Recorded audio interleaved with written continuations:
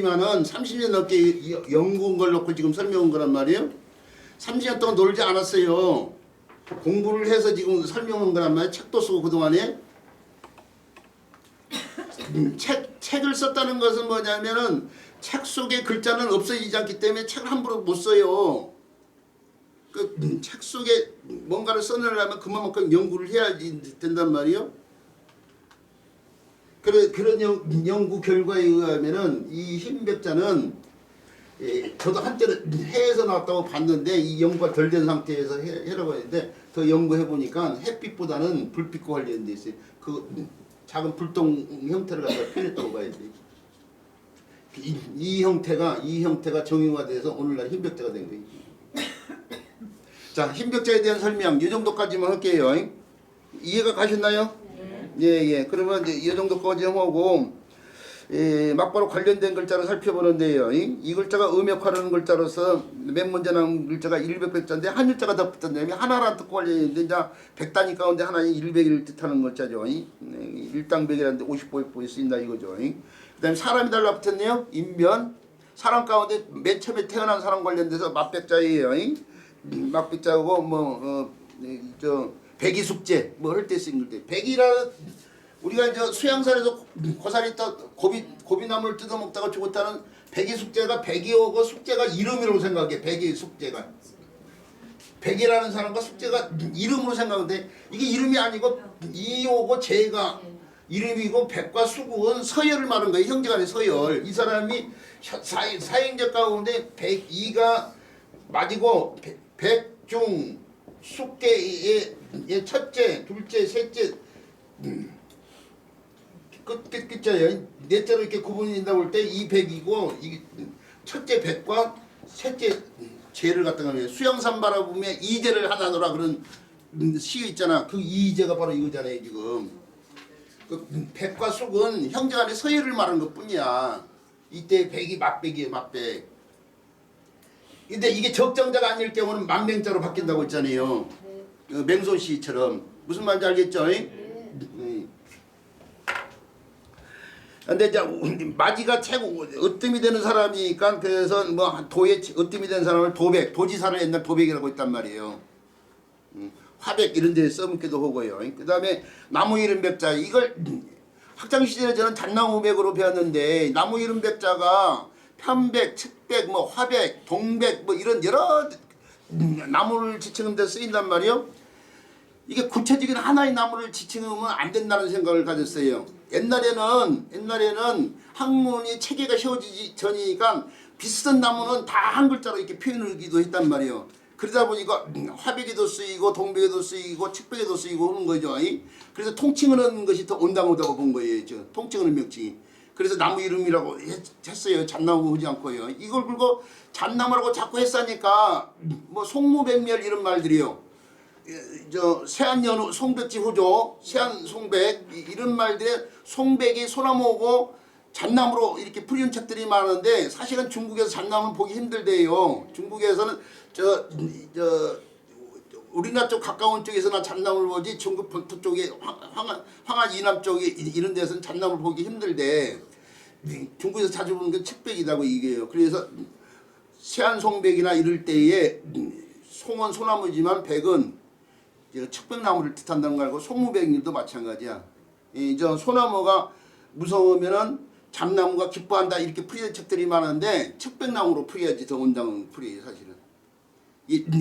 문자라는 게 우리나라에서 만드는 문자도 있지만은 중국 문학 속에서 성숙됐단 말이에요. 중국 문화를 바탕으로 해서 생각을 해보면 측백나무가 더 옳은 거예요 지금. 자, 그렇다는 거 알아두시고, 그 다음에 넉백자, 죽은 사람이 넉과 관련이 돼 있죠. 넉과 관련이 돼 있는데, 사람이 죽으면 귀신이 된다고 봤기 때문에 귀신부자를 붙였어요. 귀신기자. 넉백인데, 혼백을 때 쓰는 글자죠. 뭐, 기백이 있다, 뭐, 혼비백산을 때 쓰는 백자고, 그 다음에 비단백자는, 비단이 옷감이죠. 옷감과 관련되는 글자는 옷감 가운데 가장 쓰임하는 수건글자를 붙여 쓴다고 했어요. 그래서 비단백자 밑에 수건문자를 붙여서 비단백자가 있는데 폐백을 때 쓰이는 글자죠. 이 폐백은 오늘날 구식결혼해서 혼례를 끝나고 나면 시부모한테 예를 드리는 행위인데 이게 그때 받쳐지는 예물에 지나지 않을 뿐이라고 했어요. 사실은 패백의 제대로 된 명칭은 뭐라고요? 현구고래. 현구고래. 이게 볼견자가 윗사람을 볼 때는 벨 현자가 되고 그 다음에 시아비고자 시아비고자에다가 시어미고자를 써서 현구고래예요. 이것도 많이 그동안 얘기해왔던 글자예요. 그 다음에 칠박자예요. 손으로 치고 있죠. 그게 손숫자가 들어야 되는데 손숫자가 왼쪽에 있으면 저방면으로 바뀌니까 저방면을 붙여서 박수를 떼서는 칠박자가 이루어졌어요. 박자를 맞춘다, 박차를 가한다, 뭐 할 때 쓰는 글자고요. 그 다음에 박차를 가한다는 말은 사실 손과 관련이 없어요. 박차를 가한다는 말은 어떻게 해서 이런 게 수레거자를 썼는데 수레하고도 상관이 없어요. 사실은. 그렇죠. 이 수레거자가 바퀴가 없으면 수레가 될 수 없잖아요. 저 수레거자가 쓰이는 말이 수레차자가 쓰이는 말 풍차할 때 쓴 글자예요. 방추차할 때 쓴 글자인데 풍차나 방추자가 수레바퀴가 아니잖아요. 그렇게 생긴 것이 들어있다 뿐이지. 박차도 뭐냐면은 말 탈 때에 말 타는 사람이 발 뒤꿈치에다가 이게 수레바퀴처럼 돼 있는 쇠붙이를 갖다가 이렇게 붙이고 있어. 그 수레 쇠붙이처럼 생긴 거야. 수레바퀴처럼 생긴 쇠붙이를 발굽에다가 이렇게 발바닥 아니 저 신발 일부에다가 이렇게 붙이고 있다가 말을 타고 가다가 말을 자극시키고 있으면 고비에 말을 탁 치는 거예요. 그러면 이제 말이 자극을 받아서 더 빨리 다니는 거죠. 이게 수레하고는 상관없어. 이 바퀴처럼 생긴 걸 발에다 붙여서 그걸 치는 거야 지금. 자, 이런 것도 설명하면 시간 자꾸 걸리는데 박장대소 올 때 쓰는 거죠. 그다음 닥칠박자는 길을 따라서 들이닥치는 거예요. 개봉박두, 뭐 육박전, 뭐 박진감 할 때 쓰는 박자거든요. 길을 따라 들이닥치는데 길과 관련되는 것자는 책받침을 붙인다고 했어요. 그 다음에 호흡박자는 보석이 일종이요. 근데 옛날 보석으로서 익히 쓰였던 게 구슬이에요. 옥이요, 옥. 그래서 옥처럼 여겨진 보석이라고 해서 구슬옥자를 붙여가서 가지고 쓰는데 호박이라 보석과 관련돼 가지고 이루어진 글자고요. 그 다음에 지개미 박자라고 했는데 지개미는 뭐냐면은 옛날에 사람들이 술을 만들 때에 곡물로 만들었다니까요. 근데 곡물로 만들고 나면 술에 찌꺼기가 남아요. 그 술 찌꺼기를 갖다가 지개미라고 불렀어요. 지개미.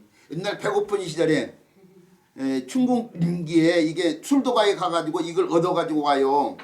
술지개미를. 그래가지고 그냥 먹으면 맛이 없으니까 거기다가 삭가리라고 해가지고요. 삭가리를 좀 섞어가지고 달짝지근하게 해가지고요. 꼭 짜가지고 한 덩어리를 이제 배고픈 아이들한테 이렇게 준단 말이에요. 그럼 아이들이 이제 그걸 맛있게 먹는데 이게 먹다가 이제 배불리 먹고 남으면 마당에다 던져놓으면 닭들이 와서 주워 먹어. 그리고 이제 닭들이 주워 먹고 취해가지고 저 마당 구석대기 가지고 쓰러져 있고 막 그래요. 아이들도 마찬가지야. 아이들도 이거 먹고 막 쓰러져 있고. 배고픈 시절 얘기예요, 사실은. 저도 친구들이 옆에서 먹으니까 좀 달라고 해서 저도 먹고 그랬어요, 그래서. 저도 우리나라가 배고픔이 없어진 때가 언제냐면 1975년도 전후에요. 수리시설 개발되고 저수지 만들고 그 다음에 산림독화시키고 그 다음에 다수품종 통일벼 만들고 그러면서 100% 자급자족이 벼에 대한 100% 자급자족이 1975년도 중반이거든. 그 이전까지 중국에 있었단 말이에요. 근데 제가 75년 되면은 제가 62년생이니까 몇 살이죠? 계산을 못 하겠네. 8살에다가 5살 더 붙여야 되니까 13살까지. 13살까지는 중국에 있었다는 거예요. 국민학교, 그 당시 국민학교 시절까지는. 그러니까 국민학교 시절까지 중국에 있으니까 친구가 배고프면 그거 먹고 있는 걸. 지게미가 배급 나와? 아, 술에, 그 시기 저 분유가루 이런 것들이 좀 나오긴 했어요. 예, 맞아요. 그런 것들이. 아이고, 그거 막 물 없이 먹으면 막 목이 메어가지고 막, 예, 그렇죠. 그래도 그 덕분에 또 우리나라 사람들이 또 어려운 시대를 넘긴 거 아니에요? 뭐 쓸데없는 얘기고 그런데 죄송합니다. 예, 술지개미 때문에 나온 얘기고 저 대두박 있잖아요. 요즘에 저 기름 자르려고요. 기름 자르려고 콩기름 같은 거 자르려고 이게 대두 갖다가 짜고 나면은 그걸 요즘에 이 대두박 이거 짜고 나오면은 그걸 이제 닭 가축들 사료로 쓰고 막 그런단 말이에요. 사료로 쓰고 그래서 막 대단위로요. 그 가축 키우는 사람들 도움이 되는 상황인데 요걸 비료로도 만들어. 비료를 집어가지고 굳혀 덩어리 채가지고 나무 같은 데다 이게 뿌려주고 그러는데 개들이 거기서 기름 냄새가 나고 그러니까 그 주워 먹는단 말이에요. 탈이 나잖아요. 그 비료가 유박비료예요. 유박비료.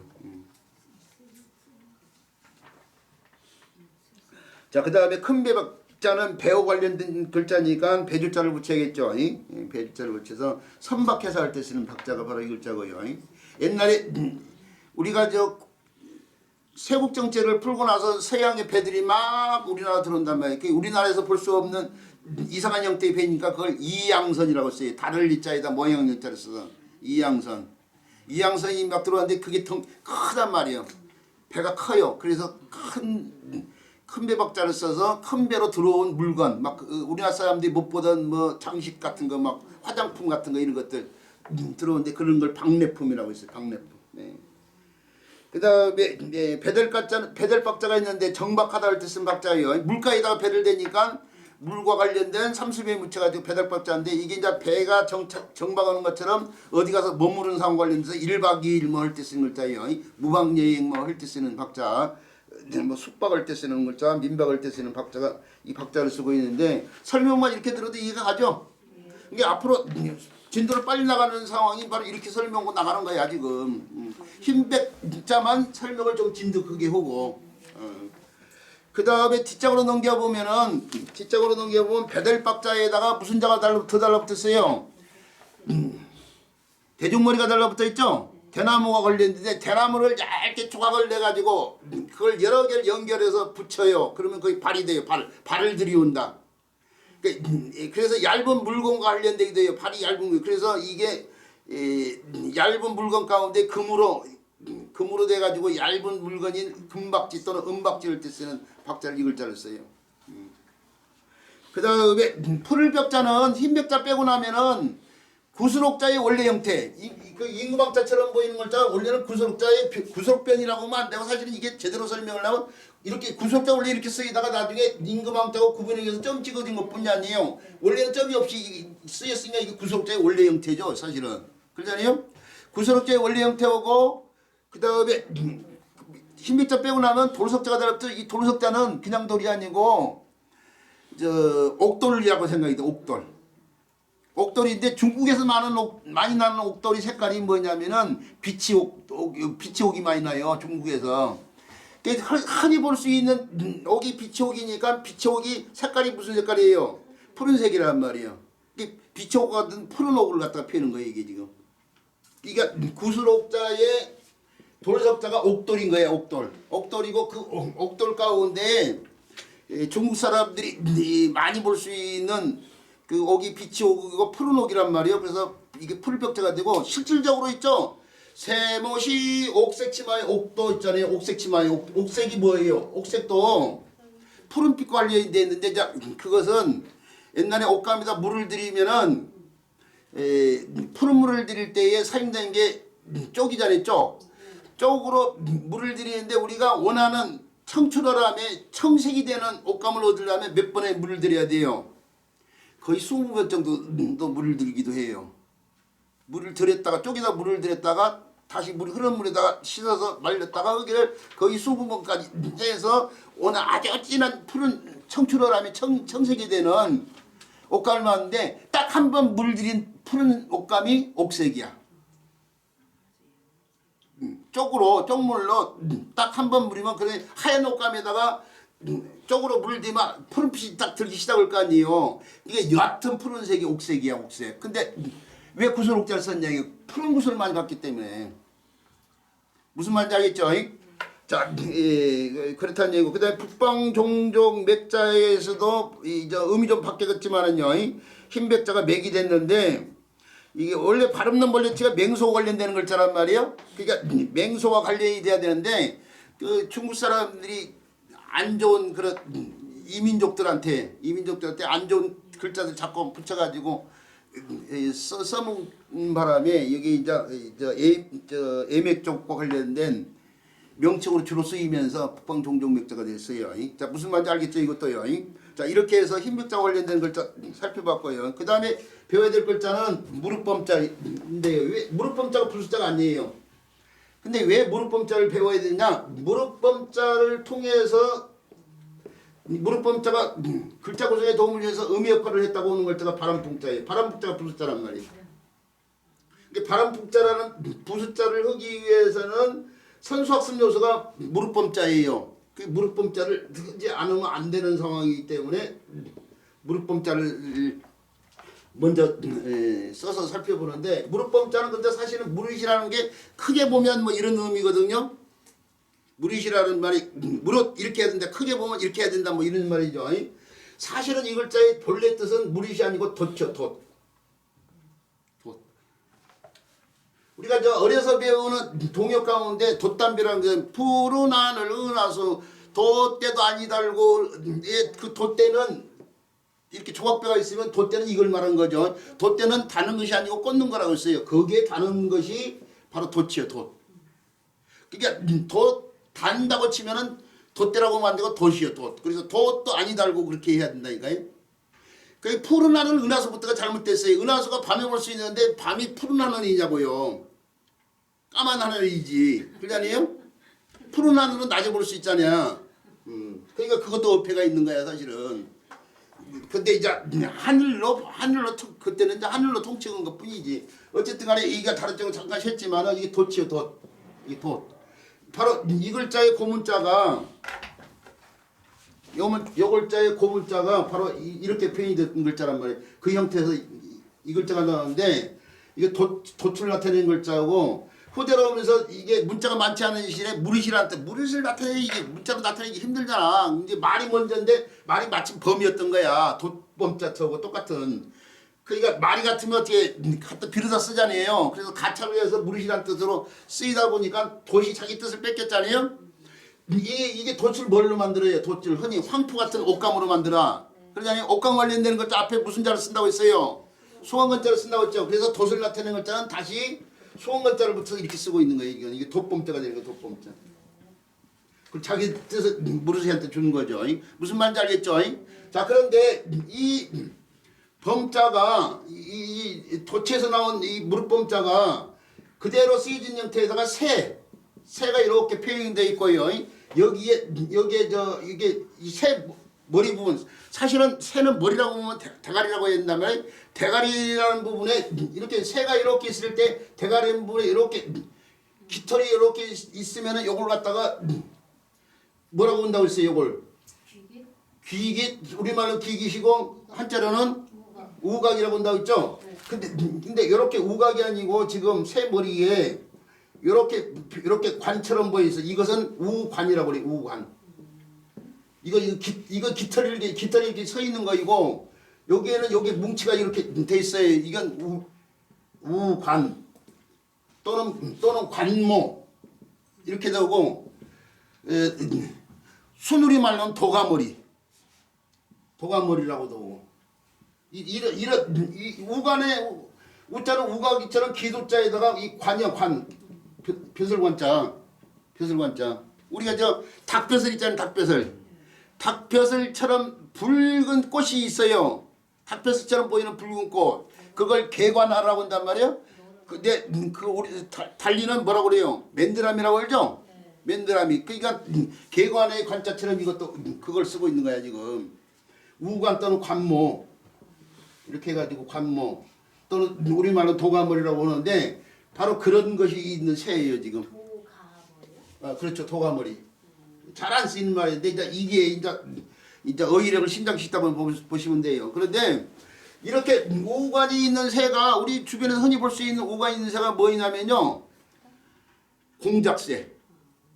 공작에 보면 우관이 있단 말이에요. 공작이 이제 동물원 같은 데서 가서 보죠. 요즘에 취미로 집에서 키우는 사람도 있고 그러잖아. 또는 이제 닭은 벼슬이야. 닭은 벼슬이고, 이건 깃털이야. 깃털 기술자 썼잖아. 기술자. 그것이 저 후투티라는 새가 있어요. 저는 안 봤는데 후투티라는 새가 있는데 이게 우리나라에 여름에 오는 철새인데 저는 자연에서 본 적이 있어요. 그걸 안식구가 먼저 보고 저 새가 처음 보는 새인데 무슨 새야 그래서 제가 후투티라고 했더니 핸드폰으로 찾아보고 어떻게 그 새 이름을 아냐고 저보고 그러더만요. 근데 옛날에 저 뭐예요 좋은 새인가 뭐 이런 데 보면 새에 대한 이런 글들이 많이 있어서 그걸 보고 저는 기억이 이제 그런 책들이서 샘터 이런 책에서 새 같은 거 이렇게 설명하는 글들이 많았어요. 그 당시에 예전에 제가 한참 볼 때 그런 데서 보고 이제 알아봤던 건데 그 후투티가 이렇게 우관이 있어요. 우관 이게 부채처럼 이렇게 펼쳐져. 찾아보세요. 찾아보시면 될 거예요. 그런데 그런 공작이나 후투티처럼 우관이 있는 새인데 이게 이제 그런 우관이 있지만 이 여기의 새는 뭐냐면은 상상 속의 새인 봉황을 갖다 표현하는 거예요. 봉황 사실은 우관이 있는 봉황을 갖다 표현하는 봉황새도 우관이 있어요. 봉황새 줄여서 봉새. 이게 봉새를 나타내고 그 다음에 돛을 나타내는 요 형태가 사실은 이게 바람을 뜻하는 글자 있어요. 바람. 원래 왜 그러냐면은 바람이라는 게 바람풍자의 바람이라는 것이 형태가 없잖아요. 바람이 무슨 형태가 있냐고요. 물론 문학을 하신 분들이 있죠. 바람을 어떻게 표현해요. 나뭇잎이 이는 걸 보고 바람을 봤다 뭐 이런 식으로 표현을 한단 말이에요. 이제 그것은 이제 시적인 표현이고 사실은 바람은 형태가 없단 말이에요. 그러니까 형태가 없는 바람을 나타내서 바람과 밀집한 어떤 물체를 들어서 나타내는데 돛으로 맞다면 돛이 돼버리고 이 상상 속의 동물이 봉황이 이 상상 속의 새인데 이게 바람 가운데 인상적인 바람이 어떤 바람이에요? 태풍이잖아. 태풍이 불면은 먼 검은 먹구름이 확 밀려온단 말이에요. 근데 그 검은 먹구름을 뭘로 보냐면 새 그림자로 보는 거예요. 근데 그 먹구름이 크잖아요. 그러니까 그런 검은 먹구름을 큰 먹구름을 들이울 만한 새라면 상상 속에 새를 만들어야하는데 이제 그런 새 가운데 이제 봉황이 이제 등장하는 거죠. 그래서 바람과 밀접하다고 하는 두 가지 종류의 봉새하고 돛의 형상을 표현하는 글자가 원래는 바람을 나타내는 글자 있는데 후대로 오면서 사람의 인식이 더 발전이 되면서 어떻게 상상 속 봉황이라는 새는 없다고 보는 거죠. 그러면 뭐예요? 봉황보다 더 밀집한 다른 것으로 바꿔. 다른 생명체로 바뀌는데 그게 뱀이에요. 뱀으로 바꿔. 뱀이 차가운 바람이 없어져 버려요. 그랬다가 따뜻한 바람이 나오고 이 뱀이 또 달아날 때 보면 빨리 움직여. 바람처럼 휙 지나가는 거야. 그래서 봉황보다는 뱀이 더 바람과 밀집하다고 봤기 때문에 뱀의 형상에서 나온 글자가 뭐예요? 이 글자 이제 벌레의 자가 뱀과 관련된 글자인데 원래 뱀의 형상에서 나온 글자를 갖다가 바꿔가지고 원래는 이렇게 해가지고 요 글자가요 이렇게 봉황이 새이니까 새 글자를 붙이고 이걸 바람을 나타내는데 이 새 대신에 벌레의 자 뱀에서 나온 글자를 붙여서 새롭게 바람풍자가 만들어지고 요 글자는 그냥 봉황의 뜻으로만 쓰고 있는 거예요. 이게. 원래 봉황과 관련되는 글자이기 때문에.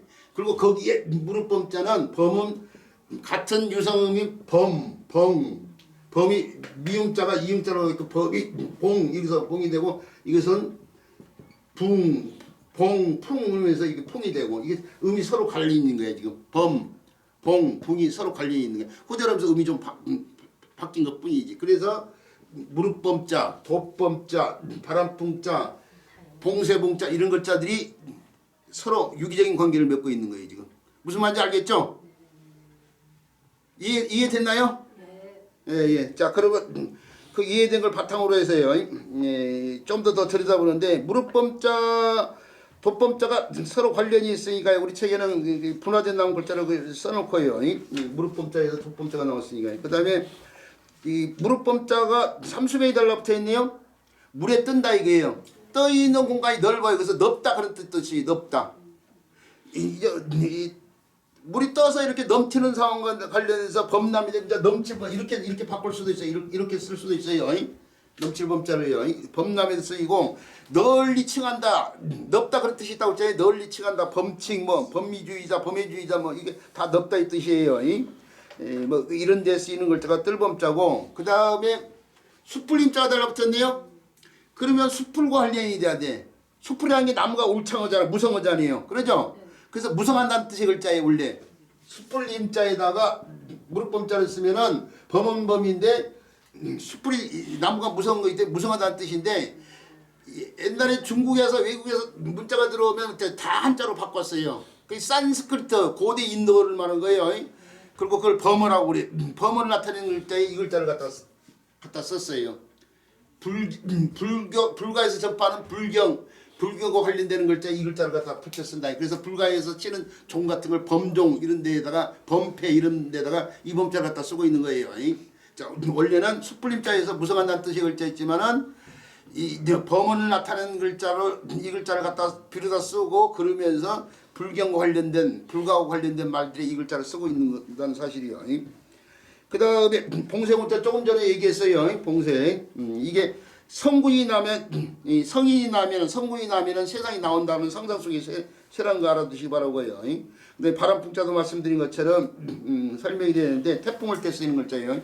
태풍이 상륙했다는데 태풍도 세게 부는 바람인데 초속 17.2m 그냥 줄여서 뒷단이 떼고 17m 이상이 돼야만이 태풍이 취급을 받는 거예요. 초속 17m 뭐 아무렇게나 그냥 바람 세다고 해서 태풍이 아니고 뭐 그렇다는 걸 알아두시고 그 다음에 그 바람풍자가 다시 나무 목자가 달라뜨면서 나무와 관련돼서 단풍나무 풍자예요. 풍악산을 때 쓰는 풍자죠. 그 다음에 웰풍자 또는 풍자할 풍자예요. 말로써 외한다 이거 말로써 풍자한다 이거죠. 그래서 뭐 이제 풍자할 때 쓰이는 글자고 또는 저 뭐이죠? 풍유법 뭐 이럴 때도 쓰이는 글자예요. 이 책에는 빠졌지만 풍유법 또는 풍간 이게 옛날 저 신하가 왕한테 충원의 말을 행하는 걸 풍간을 행한다고 그러는데 뭐 그럴 때 쓰이는 풍자도 이 글자를 쓰는 것 같은데 뭐 정확한지 하여튼 그런 것 같아요. 찾아보시기 바라고요. 자, 그다음 이렇게 해서요. 무릇범자에 대한 설명 넘어가고요. 그 다음에 배워야 될 글자예요. 그 다음에 배워야 될 글자는 분별할 편자예요. 자, 애매한데요. 빨리 진행해 볼게요. 분별할 편자. 쌀미자고 보면 쌀미자보다 핵이 하나 더 추가가 되어 있는데 옛날 글자를 보면 쌀미자는 이렇게 쌀에 벽과 곡물의 이삭줄기에 이렇게 쌀의 알갱이들이 이렇게 달라붙어 있는 거 아니에요? 달라붙어 이 형태로 이렇게 표현에다가 글자의 균형을 잡기 위해서 내리긋는 핵과 가로긋는 핵을 갖다가 표현해주고 그다음에 상계되는 형태로 이렇게 쌀을 갖다가 표현해준 쌀미자인데 이 글자는 처음부터 요 쌀미자처럼 이렇게 표현이 됐어요. 그런데 요 형태에서 그냥 이렇게 정형화시키면 나중에 쌀미자하고 똑같아지잖아요. 그러죠? 뭔가 달리 표현해야 될 수밖에 없으니까 이게 하나가 더 추가됐다고 보는 거예요. 그리고 요 형태는 뭘 나타내냐? 이게 맹수의 발톱 보면 맹수라는 것이 육식동물이잖아요. 육식동물이 초식동물 닮으면 발톱이 발달돼 있어야 돼요. 발톱이 이렇게 점점 이렇게 표현이 되고 그다음에 뭉툭은 발톱의 가운데 뭉툭은 부분이 오고 발톱을 사방에 발톱을 이렇게 표현했다고 생각하셔야 돼요. 자, 그래서 맹수의 발과 관련돼서 이루어진 글자인데 맹수의 발 이렇게 찍힌 발자국을 보면은 그 맹수가 뭐인지를 분별할 수가 있어요. 우리 어려서 있죠. 겨울이 되면은 옛날에 농번기는 바쁜 때고 이제 겨울이 되면 농한기가 되잖아. 한가한 시절이 되잖아요. 그러니까 젊은 사람들이 사랑방에만 앉아 있으면은 좀이 쑤신단 말이에요. 그러니까 마을에 젊은 사람들이 모여가지고 뭘 하냐면은 토끼몰이 같은 거래요. 토끼몰이가 있는데 토끼몰이를 하면 이제 산으로 가가지고 한 8분 언성까지요. 그 뒷산에 한 8분 언성 정도의 토끼들이 많이 산단 말이야. 여기까지 올라가는데 올라가가지고 맨 먼저 찾는 게 뭐냐면은 토끼 발자국이요. 토끼 발자국인데 이게 뒷산이 높지가 않잖아. 개들이 돌아다니고 막 그래가지고 개 발자국 구분이가 힘들어 사실은. 그러니까 밑에서는 못해. 위로 올라가야 되는 거죠. 그래서 이 발자국을 보고 분별을 해. 분별하는데 이 발자국을 보고 짐승도 분별하지만 그래서 분별할 편자예요. 짐승이 그 발자국의 선명한 정도를 따져서 언제 찍혔는지 왔다 갔다 하는 차례를 갖다가 알아낼 수 있어요. 막바로 금방 찍힌 거인지 옛날에 찍힌 거인지 알 수 있거든요. 그래서 이걸 제가 차례번자고도 관련이 되는데 분별할 편자에다 차례번자는 바로 요 형태가 달라붙는데 이게 밭전자로 설명한 사람들이 많아요. 요걸 갖다 분별할 편자는 짐승 발자국이요. 요걸 밭전자로 보는 사람이 있고 그것의 형태로 보기도 하는데 저도 한동안 요걸 자를 놓고 밭전자로 해야 되나?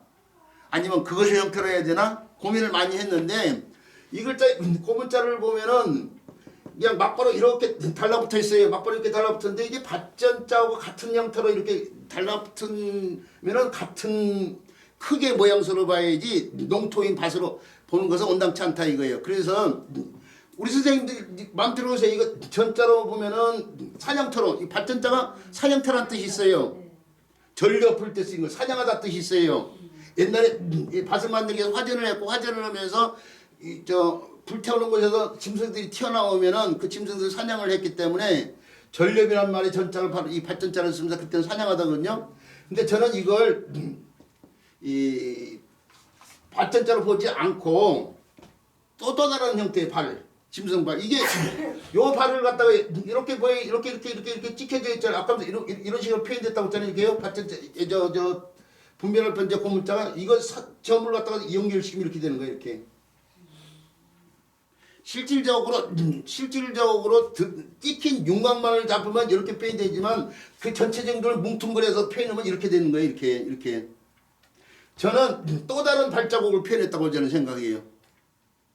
이게 우리가 이것의 형태로 쓰일 때에 이 밥통이자라든지 생각사자라든지 또는 뭐 단지로자라든지 이런데 발전자들이 다 달라요.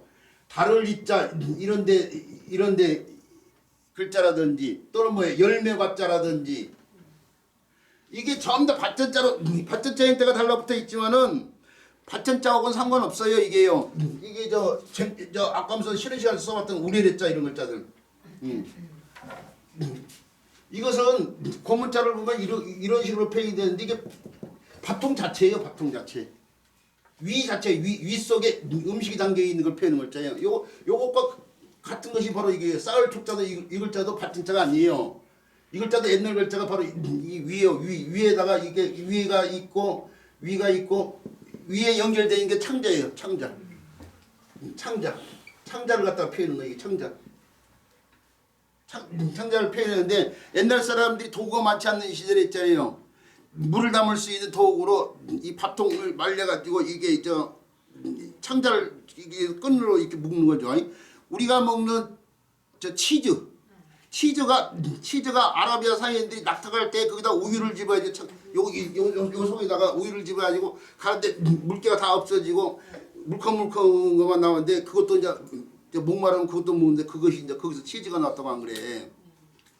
어쨌든 간에 여기 밥통 진짜 밭전자 다르고 이것은 이건 지금 사람의 머리잖아요.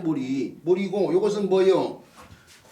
요걸 단 단지로자 이것은 범의 문자자가 음역하면서 이것은 본자가 바로 이 글자인데 바로 이것은 옛날 글자가 이게 장군 그릇 관련돼서 장군 이게 장군 치자를 갖다가 생략한 거예요. 지금 그릇이요. 그릇 엮어놓은 그릇 물이나 장 같은 걸 담은 그릇 관련돼서 옛날 사람들이 나무 같은 걸 촘촘 엮어가지고 술이나 장 같은 걸 담은 그릇도 만들었거든. 그 장군 그릇이야. 장군 그릇.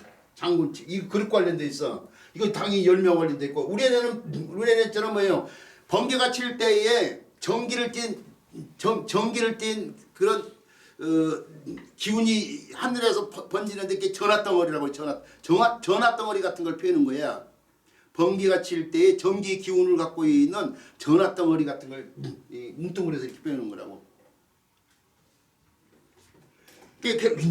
그래서 여기에 쓰이는 밭전자가 다 서로 다른 것처럼 여기에 이것도 사실은 밭전자가 아니라 또 다른 형태의 발을 갖다 표현했다고 저는 본다니까요.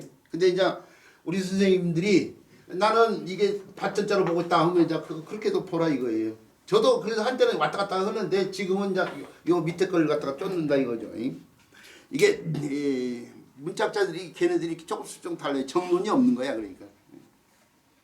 자 그렇게 해서 이 분별할 변자에다가 이 받전자 형태를 붙여가지고 이 음이 약간 바뀌면서 발자국을 보고 지나간 차례를 한다고 해서 차례 번자가 나오는데 이게 짐승 발자국 관련돼 있단 말이에요. 이 두 개의 글자가.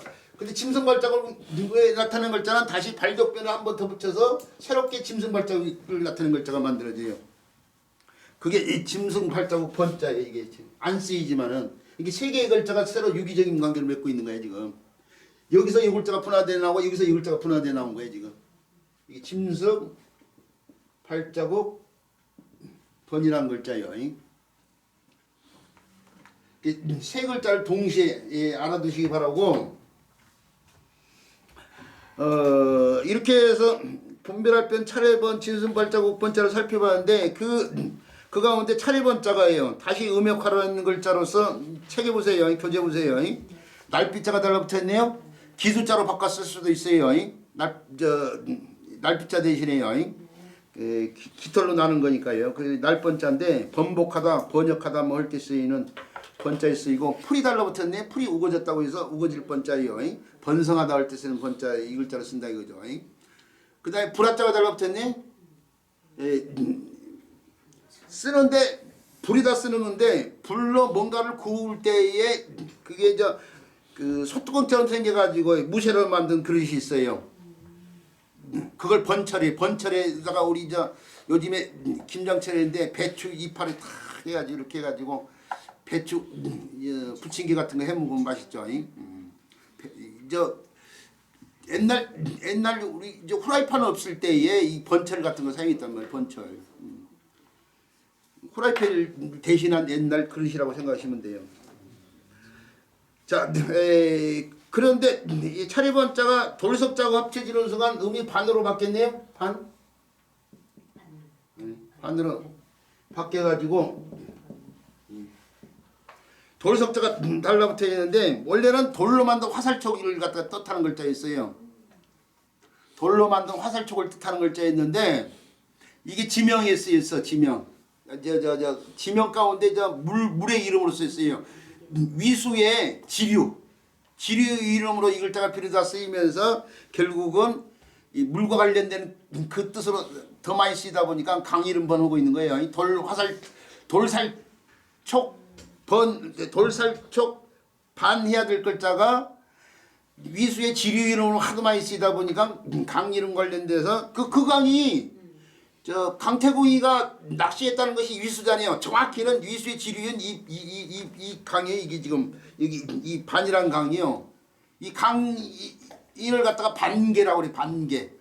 신의 개자를 써. 반개. 우리가 반개가 그러니까 강태공하고 관련된 말이에요. 강태공을 달리 별칭으로도 이 반개라고 하거든. 근데 그 강태공을 흠모한 조선의 시학자가 있어. 유형원이라고. 그래서 유형원이가 반개를 갖다가 호로 삼았어요. 그리고 그 양반이 쓴 우리 국사 시간에 배우죠. 이 반개수록이란 책이 바로 그래서 나온 거예요. 지금 그리고 반개라는 전북 부안에 가면은 반개란 지명 관련된 곳이 있어가지고 유형원이 거기 가서 살았어요. 또 그것 때문에 반개란 지명 호를 썼고 그렇다는 얘기고 그다음에 벌레 회자가 달라붙었는데. 우리 벌레 회자가 앞 시간에 교령 이자 지난 시간에 교령 이자 같은 거 했나요? 용이 되려다 마는 거 이를 교령이라고 그래요. 그때 이게 흩어질 이자가 음역거리면서 벌레 회자에서 교령과 용이 되려다 만 교령이란 이자를 배웠는데 이수울 때 쓰인 글자 이수울 때 쓰인 글자고 이 이자가 어디 쓰이더라 또 뭐 근데 이수는 제대로 된 비석에 빛이 위에 올라가는 용이 꿈틀 것처럼 보이는 그런 영상을 이수라고 그래요. 우리가 어디 가서 보면 이거 다른 데서 수업했나요? 거북이가 밑에 있고 거북이인데 거북이가 등에다 뭘 이는 걸 좋아하는데 그래서 밑에다가 이렇게 나무 기둥 밑에 절 같은 데 가면 나무 기둥 밑에 주춧돌에다도 거북이 형상 새기고 막 그런단 말이에요. 그게 뭘 이고 있는 걸 좋아하기 때문에 그런 거 아니에요. 근데 요걸 갖다가 기부 거북기자를 써서 기부라고 하고 아이고 여기 기부라고 하고 책상다리 할 붙자예요. 이거 해야 되지 않는데 갑자기 튀어나와가지고 지금 요건 비신이라고 그러죠. 비신. 비석의 몸체. 아니 아이들 데리고 어디 유적지 가면은 이런 형태의 비석인데 요 위에 용이 꿈틀거리처럼 형태인데 이게 용이 되려면 만 교룡이요 교룡. 그래서 머리 부분에 있기 때문에 교룡 이자를 써서 이수라고 한다고 이수. 머리 숫자를 써서. 교룡이 그런 이목이에요? 네.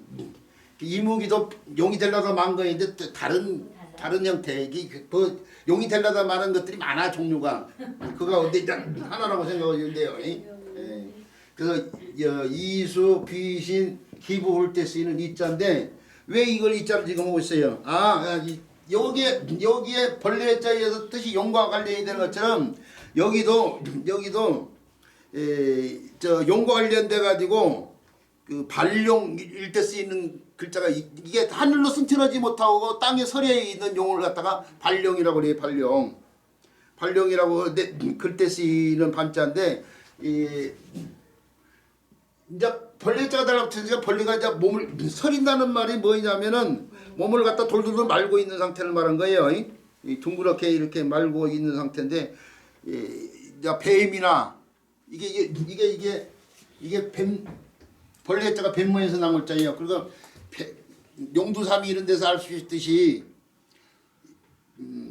뱀을 그려다 뭐 용을 그려다 뱀을 그렸다 뭐 이런 말들을 이제 용과 뱀을 관련지어서 얘기하잖아요. 그래서 이제 발령 같은 데도 쓰고 있는 거예요. 그 다음에 삼수변이 달라붙은 글자는 쌀 같은 거 씻고 나오면 나온 물이 이제 뜬물이죠.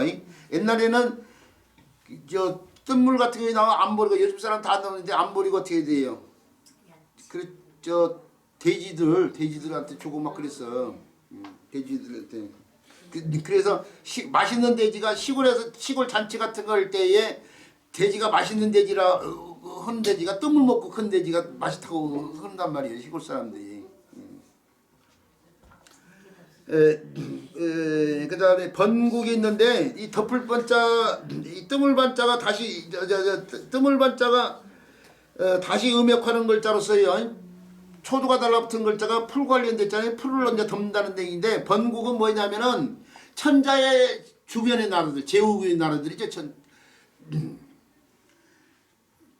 풀로 덮듯이 천자를 이렇게 사방에 덮어서 이렇게 에워싼 그런 나라를 갖다가 번국이라는데 제후의 나라를 말한 거예요. 제후의. 자 이럴 때 쓰이고 그 다음에 번이라는 번 또는 반으로 쓰이고 있는 요 글자가 번 또는 반으로 쓰이는 요 글자가 이 판 마지막 종선 탈락된 파까지 쓰이는 경우가 있습니다. 바로 뿌릴 파지. 손으로 뿌린다 이게. 파종할 때 쓰인 글자예요. 전파하다가 막을 때 쓰인 글자. 뿌리는 게 소리에 있는 걸 땅으로 옮기는 상황이다. 옮기다 그런 뜻인데 아관판천 이게 러시아 공상으로 옮겼다 이거죠. 왕이요. 고종이. 아관이 러시아 공상을 말한 거이고 옮겨갔다 이거죠. 뭐 이럴 때에 분별할 변자가 쓰인다는 거고 그 다음에 전목자를 해야 되는데 시계를 보니까요. 쉬는 시간을 해야 되는데 조금 쉬는 시간을 놓쳤어요. 그래서 말이 빨라진 거예요. 자 쉬는 시간을 갖고 난 다음에 전목자 살펴보도록 하겠습니다.